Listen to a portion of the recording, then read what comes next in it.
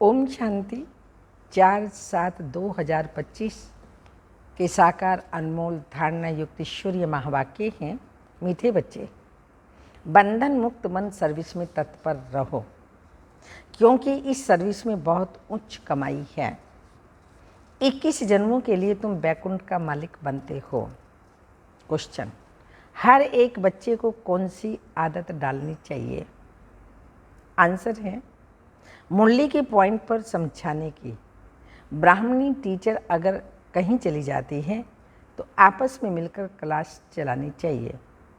अगर मुरली चलाना नहीं सीखते हो तो आप सामान कैसे बनाएंगे? ब्राह्मणी बगैर मूंझना नहीं चाहिए। पढ़ाई तो सिंपल है, क्लास चलाते रहो, यह भी प्रैक्टिस करनी है। गीत के बोल हैं, मुखड़ा देख ले प्राणी जरा दर्पण में। ओम शांति। बच्चे जब सुनते हैं तो अपने को आत्मनिश्चय कर बैठे और यह निश्चय करें कि बाप परमात्मा हमको सुना रहे हैं। यह डायरेक्शन अथवा मत एक ही बाबा देते हैं, उनको ही श्री मत कहा जाता है। श्री अर्थात श्रेष्ठ श्रेष्ठ, वह है बेहद का बाप जिसको ऊंच ऊंच भगवान कहा जाता है। बहुत मनुष्य हैं जो उस लव से परमात्मा को बाप समझते भी नहीं हैं। भले शिव की भक्ति करते हैं, बहुत प्यार से याद करते हैं, परंतु मनुष्यों ने कह दिया है कि सभी में परमात्मा है, तो वह लव किसके साथ रखें? इसलिए बाप से विपरीत बुद्धि हो गए हैं। भक्ति में जब कोई दुख व रोग आदि होता है तो प्रीत दिखाते हैं, कहते हैं भगवान रक्षा करो, तो बच्चे जानते हैं गीता है श्रीमद् भगवान की मुख से गाई हुई। अगर कोई ऐसा शास्त्र नहीं और कोई ऐसा शास्त्र नहीं जिसमें भगवान ने राजयोग सिखाया हो व श्रीमद् दी हो। एक ही भारत की गीता है जिसका प्रभाव भी बहुत है। एक गीता ही भगवान की गाई हुई है। भगवान कहने से एक निराकार तरफ ही दृष्टि जाती है। उंगली से इशारा ऊपर में करेंगे। श्री कृष्ण के लिए ऐसे कभी नहीं कहेंगे, क्योंकि वह तो देहधारी है ना। तुमको अब उनके साथ संबंध का पता पड़ा है। परमात्मा हमारा पिता है, पिता और पुत्र का संबंध। इसलिए कहा जाता है बाप को याद करो, उनसे प्रीत रखो। आत्मा अपने बाप को याद करती है। अभी वह भगवान बच्चों को पढ़ा रहे हैं तो वह नशा बहुत चढ़ना चाहिए और नशा भी स्थायी चढ़ना चाहिए। ऐसे नहीं ब्राह्मणी सामने है तो नशा चढ़े, ब्राह्मणी नहीं तो नशा उड़ जाए। बस ब्राह्मणी बगैर हम क्लास नहीं कर सकते। कोई सेंटर्स के लिए बाबा समझाते हैं, कहाँ से 5-6 मास भी ब्राह्मणी निकल जाती हैं तो आपस में सेंटर संभालते हैं, क्योंकि पढ़ाई तो बहुत सिंपल है। कहीं तो ब्राह्मणी बिगड़ जैसे अंधे लूले हो जाते हैं। ब्राह्मणी निकल आई तो सेंटर में जाना छोड़ देंगे। अरे बहुत बैठे हैं, क्लास नहीं चला सकते हो? गुरु बाहर चला जाता है तो चेले पिछाड़ी में संभालते हैं ना।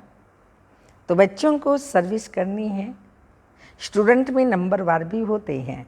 बाप दादा जानते हैं कहाँ फर्स्ट क्लास को भेजना है। बच्चे इतने वर्ष सीखे हैं, कुछ तो धारणा हुई होगी ना।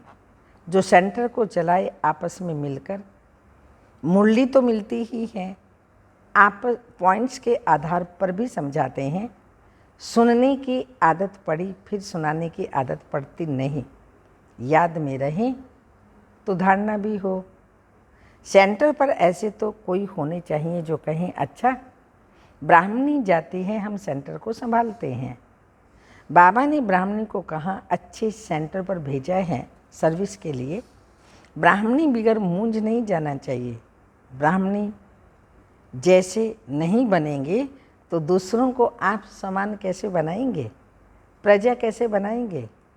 मुरली तो सबको मिलती ही है ना, बाबा की मुरली सबको मिलती ही है। तो बच्चों को खुशी होनी चाहिए। हम गद्दी पर बैठ समझाएं। प्रैक्टिस करने से सर्विसेबल बन सकते हैं। बाबा पूछते हैं सर्विसेबल बने हो? तो कोई भी नहीं निकलते। सर्विस के लिए छुट्टी ले लेनी चाहिए। जहाँ भी सर्विस के लिए बुलावा आए वहाँ पर छुट्टी लेकर चले जाना चाहिए। जो बंधन मुक्त बच्चे हैं वह ऐसी सर्विस कर सकते हैं। उस गवर्नमेंट से तो इस गवर्नमेंट की कमाई बहुत उच्च है। भगवान पढ़ाते हैं जिससे तुम 21 जन्मों के लिए बैकुंठ का मालिक बनते हो। कितनी भारी आमदनी है। उस कमाई से क्या मिलेगा? अल्पकाल का सुख। यहाँ तो विश्व का मालिक बनते हो। जिनको पक्का निश्चय है वह तो कहेंगे हम इसी सेवा में लग जाते हैं, परंतु पूरा निश्चय चाहिए। देखना है हम किसको समझा सकते हैं। है बहुत सहज। कलयुग अंत में इतनी करोड़ों मनुष्य हैं, सतयुग में जरूर थोड़े होंगे। उसकी स्थापना के लिए जरूर बाप संगम पर ही आएंगे। पुरानी दुनिया का विनाश होना है। महाभारत लड़ाई भी मशहूर है। ये लगती ही तब है जबकि भगवान आकर सतयुग के लिए राजयोग सिखलाए राजाओं का राजा बनाते हैं, कर्मातीत अवस्था को प्राप्त कराते हैं। कहते हैं देही सहित देह के सब संबंध छोड़ मामेकम याद करो तो पाप कटते जाएंगे। अपने को आत्मा समझ बाप को याद करो। यही मेहनत है। योग का अर्थ एक भी मनुष्य नहीं जानते, तो बाप समझाते हैं भक्ति मार्ग की ड्रामा में नूंद है। भक्ति मार्ग चलना ही है। खेल बना हुआ है ज्ञान, भक्ति, वैराग्य। वैराग्य भी दो प्रकार का होता है। एक है हद का वैराग्य और दूसरा है बेहद का वैराग्य। अभी तुम बच्चे सारी पुरानी दुनिया को भूलने का पुरुषार्थ करते हो, क्योंकि तुम जानते हो अब हम शिवालय पावन दुनिया में जा रहे हैं। तुम सब ब्रह्मा कुमार कुमारियाँ भाई बहन हो। विकारी दृष्टि जान न सके। आजकल तो सबकी दृष्टि क्रिमिनल हो गई है, तमो प्रधान है ना।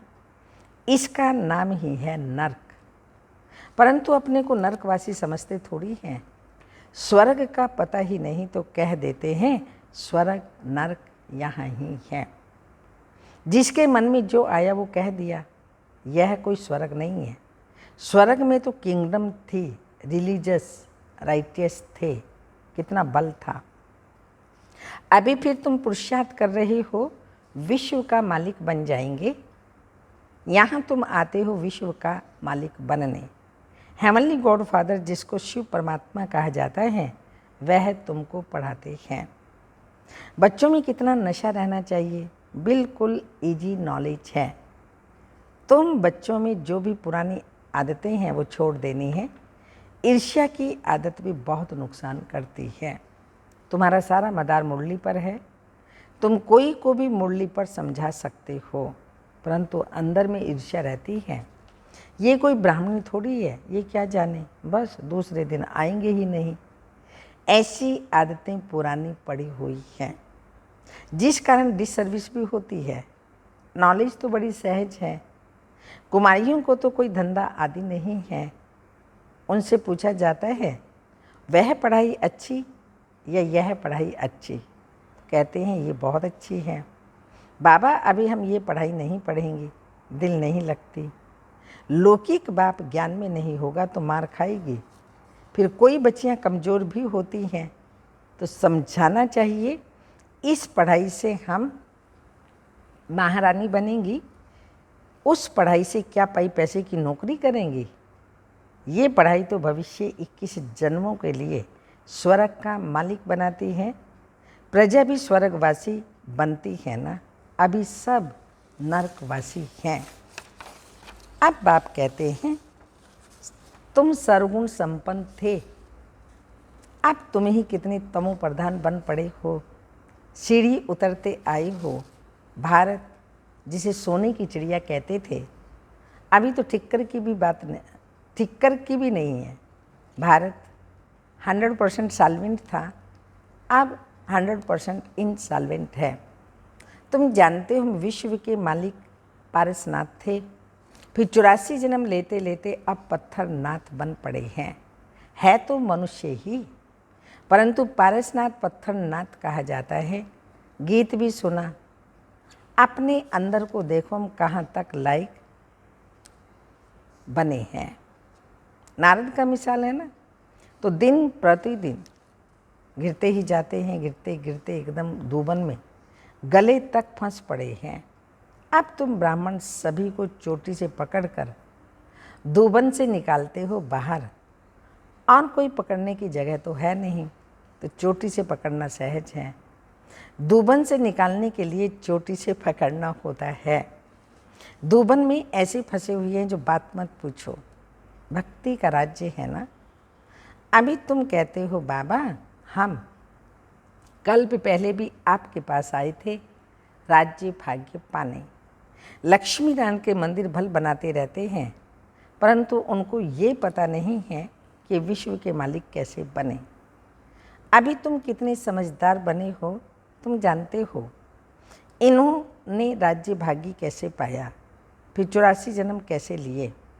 बिरला कितने मंदिर बनाते हैं, जैसे गुड़िया बना देते हैं। वह छोटी छोटी गुड़िया और यह फिर बड़ी गुड़िया बनाते हैं। चित्र बना कर के फिर पूजा करते हैं। उनका ऑक्यूपेशन ना जानने से तो गुड़ियों की पूजा ही हुई ना। अभी तुम जानते हो बाप ने हमको कितना साहूकार बनाया था, अब कितनी कंगाल बन पड़े। जो पूज्य थे सो अब पुजारी बन पड़े। भक्त लोग भगवान के लिए कह देते हैं आप ही पूज्य, आप ही पुजारी। आप ही सुख देते हो, आप ही दुख देते हो, सब कुछ आप ही करते हो। बस इसमें ही मस्त हो जाते हैं।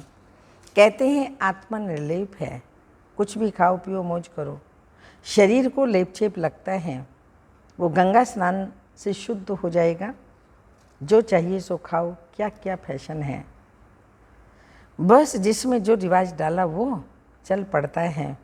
अब बाप समझाते हैं विषय सागर से चलो शिवालय में। सतयुग को क्षीर सागर कहा जाता है और यह है विषय सागर। तुम जानते हो हम 84 जन्म लेते पतित बने हैं, तब तो पतित पावन बाप को बुलाते हैं। चित्रों पर समझाया जाता है तो मनुष्य सहज समझ जाए। सीढ़ी में पूरा 84 जन्मों का वृत्तांत है। इतनी सहज बात भी किसी को समझा नहीं सकेंगे तो बाबा समझेंगे पूरा पढ़ते नहीं हैं, उन्नति नहीं करते। तुम ब्राह्मणों का कर्तव्य है भरमरी मिसल कीड़ों को भूं भूं कर आप समान बनाना, और तुम्हारा पुरुषार्थ है सरब के मिसल पुरानी खाल छोड़ नई लेने का। तुम जानते हो ये पुराना सड़ा हुआ शरीर है, इनको छोड़ना है। ये सारी पुरानी दुनिया है, शरीर भी पुराना, ये छोड़कर अब नई दुनिया में जाना है। तुम्हारी ये पढ़ाई है नई दुनिया स्वर्ग के लिए। ये पुरानी दुनिया खलास हो जानी है, सागर की एक ही लहर में सारा डामाडोल हो जाएगा। विनाश तो होना ही है, नेचुरल कैलेमिटी किसको भी छोड़ती नहीं है। अच्छा, मीठे मीठे सिक्की लदे बच्चों प्रति माता पिता बाप दादा का याद प्यार।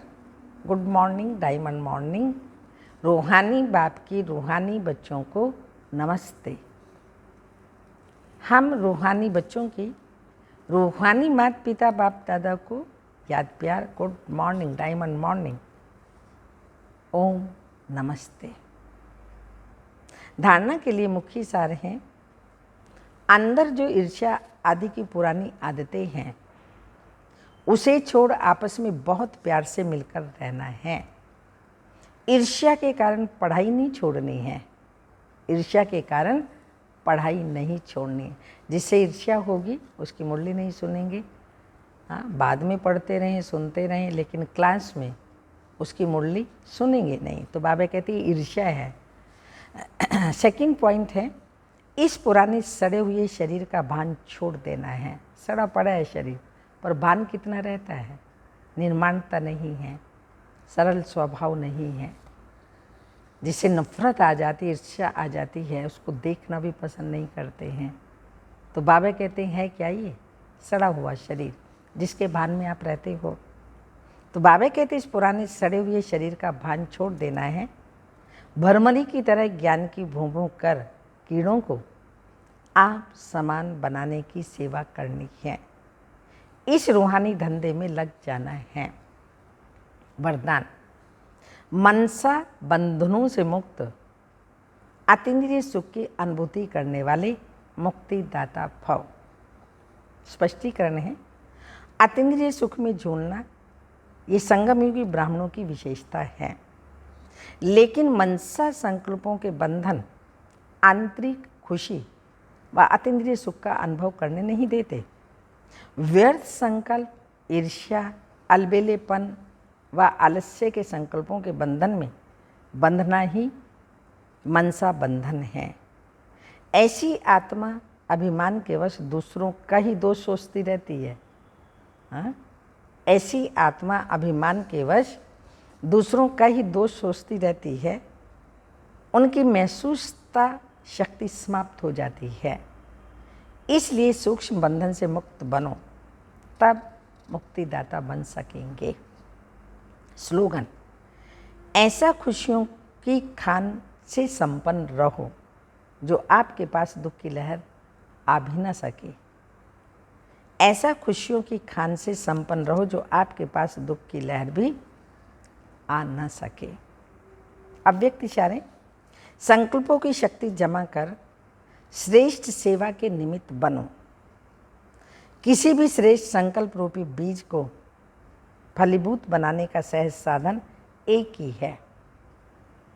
वह है सदा बीज रूप बाप से हर समय सर्व शक्तियों का बल उस बीज में भरते रहना।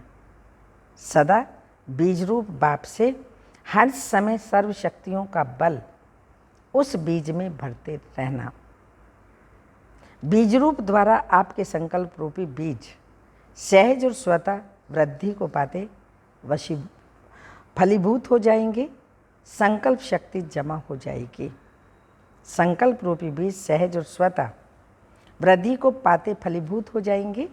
संकल्प शक्ति जमा हो जाएगी। ओम शांति।